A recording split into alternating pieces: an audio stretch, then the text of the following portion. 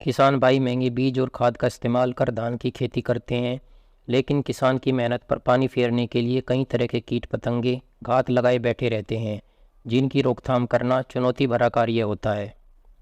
आज हम बात करने वाले हैं ऐसे ही एक कीट तना छेदक के बारे में। तना छेदक ऐसा रोग है जो हमारी धान की फसल में लग जाता है तो हमारी धान की फसल को बिल्कुल बर्बाद कर सकता है। इसलिए ज़रूरी है तना छेदक की पहचान, सही समय पर रोकथाम और नियंत्रण के लिए उचित उपाय अपनाने की, जिससे धान की अच्छी उपज मिल सके। दोस्तों, आज की वीडियो में हम जानेंगे तना छेदक की पहचान कैसे कर सकते हैं, तना छेदक के हमारी फसल में आने के कारण क्या हैं, कौन से कीटनाशक हमें बेस्ट रिजल्ट देंगे। अगर आज का वीडियो आप पूरा देखते हो तो तना छेदक के बारे में आपको पूरी नॉलेज हो जाएगी और आप इसे आसानी से कंट्रोल कर सकते हो। वीडियो शुरू करने से पहले अगर आपने हमारे चैनल को सब्सक्राइब नहीं किया है तो सब्सक्राइब कर लें और बेल आइकन भी प्रेस कर दें, जिससे आपको ऐसे ही नई नई वीडियोस की नोटिफिकेशन मिलती रहे।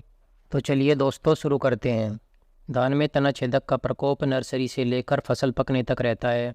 अगर आपकी फसल में इसका ज़्यादा प्रकोप है तो ये 70% तक नुकसान कर सकता है। अगस्त सितंबर में इसकी तितली खेतों में उड़ना आरंभ कर देती है। तना छेदक के लिए हमें खेत की 15 से 20 दिन के अंतर पर निगरानी जरूर करते रहना चाहिए। अब बात करते हैं इस कीट की पहचान की। मादा तितली के आगे के पंख पीलापन लिए हुए होते हैं। इस कीट के आगे के पंखों के बीच में एक गहरा निशान होता है।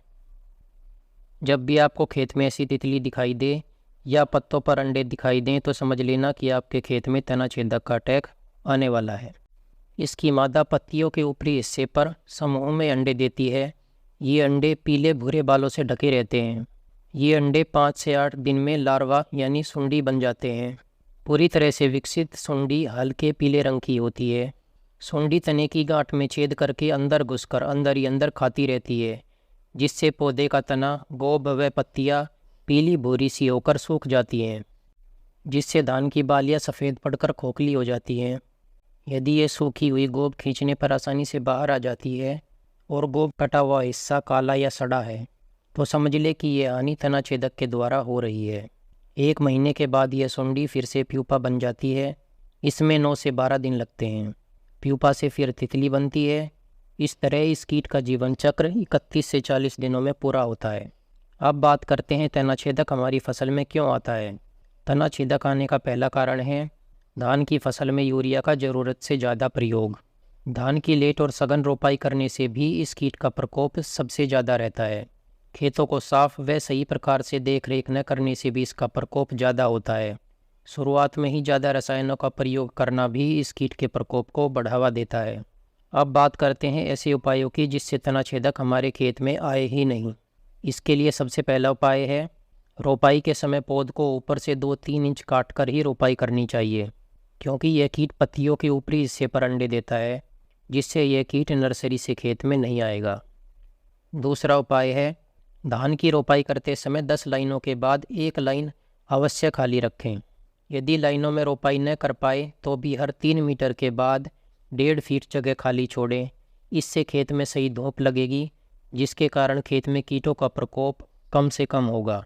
लाइन से लाइन व पौधे से पौधे की दूरी 20 सेंटीमीटर रखनी चाहिए। खेतों के और आसपास के खरपतवार नष्ट करते रहें। रोपाई के बाद 15 से 20 दिन के अंदर धान की फसल में हल्का पाटा जरूर लगाएं। पाटा लगाते समय खेत में पानी जरूर भरा रहना चाहिए। इससे खेत में नुकसान करने वाले कीट भी कम लगेंगे और कल्ले भी ज़्यादा निकलेंगे। खेत में लगातार पानी भरकर न रखें, बीच बीच में पानी सुखाते रहें। रोपाई के 30 दिन बाद खेतों में निगरानी के लिए 2 फेरोमोन ट्रैप प्रति एकड़ लगाएं।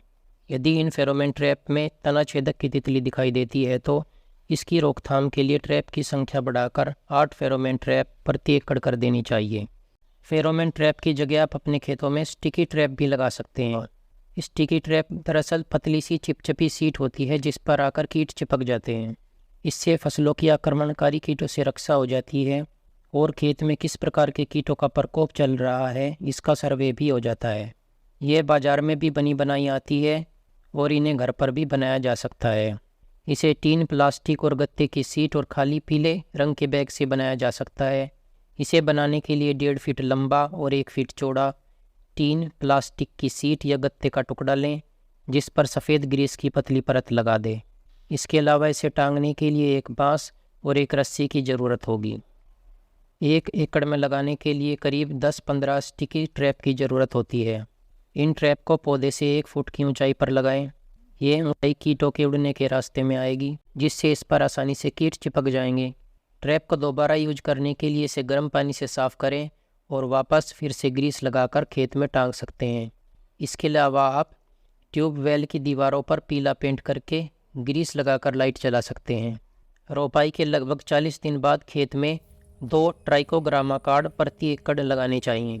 ट्राइकोग्रामा एक मित्र कीट है जो शत्रु कीट के अंडों को नष्ट कर देता है। इसके छोड़ने के बाद किसी भी तरह के रासायनिक कीटनाशक का प्रयोग नहीं करना चाहिए। इसके अलावा आप नीम की निबोली का रस पानी में घोलकर उसका भी स्प्रे कर सकते हैं। तो अब बात करते हैं आपको धान की फसल में कीटनाशक का प्रयोग कब करना है।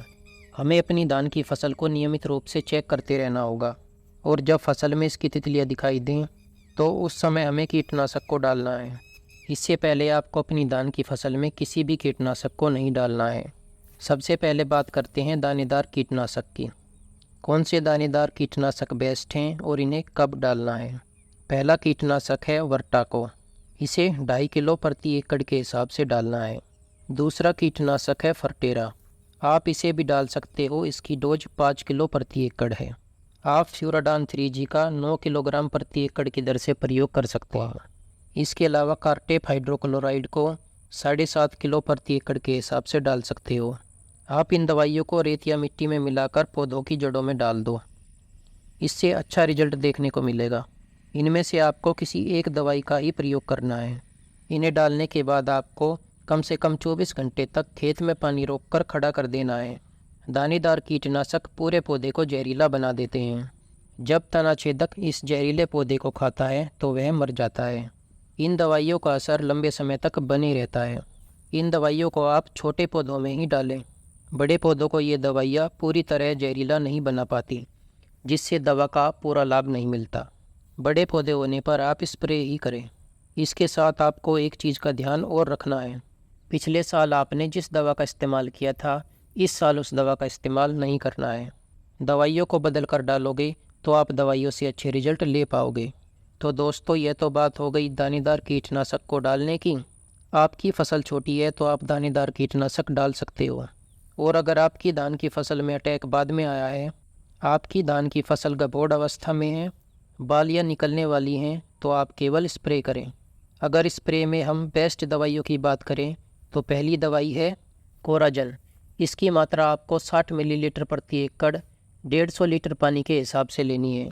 दूसरी दवाई है कार्टेप हाइड्रोक्लोराइड 75%। इस दवाई का आपको 200 ग्राम प्रति एकड़ के हिसाब से स्प्रे करना है और इस दवाई को कम से कम 200 लीटर पानी में ही स्प्रे करें। अगर तीसरी दवाई की बात करें तो तीसरी दवाई है बायर की फेम। इसे आप 25 मिलीलीटर प्रति एकड़ 150 लीटर पानी में स्प्रे कर सकते हैं। तनाछेदक के लिए आज के समय में ये सबसे बेस्ट दवाइयाँ हैं। अगर आप इन दवाइयों का समय पर स्प्रे करते हो तो आप अपनी धान की फसल को नुकसान से बचा सकते हो। आज के लिए इस वीडियो में बस इतना ही। उम्मीद है आपको ये वीडियो पसंद आई होगी। अगर आपके पास भी कोई सुझाव या सवाल है तो कमेंट सेक्शन में ज़रूर लिखें। धन्यवाद। मिलते हैं अगले वीडियो में।